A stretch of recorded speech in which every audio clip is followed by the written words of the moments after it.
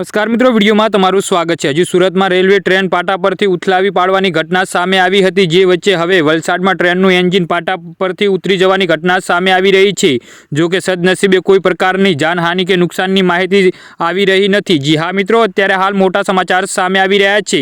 તો મિત્રો, સમાચારમાં વધુ વિગતવાર વાત કરીએ તો આ અંગેની માહિતી અનુસાર વલસાડ રેલવે સ્ટેશન પર ટ્રેન પાટા પરથી ઉતરી જવાની ઘટના સામે આવી છે, જેમાં સર્વિસ સ્ટેશન પર જઈ રહેલું એન્જિન પાટા પરથી ઉતરી ગયું છે। આ ઘટના લાઇન પર ઘટના બની હોવાનું જાણવા મળી રહ્યું છે।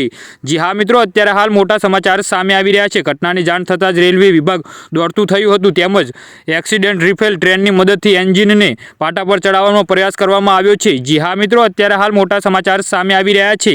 તો મિત્રો, સમાચારમાં વધુ વિગતવાર વાત કરીએ તો આ ઘટના બાદ વલસાડ રેલવે સ્ટેશન પર દોડધામ જોવા મળ્યો છે, તેમજ કોઈ પણ ટ્રેનની અવરજવરને અસર ન થાય તેની કાળજી રાખવામાં આવી રહી છે।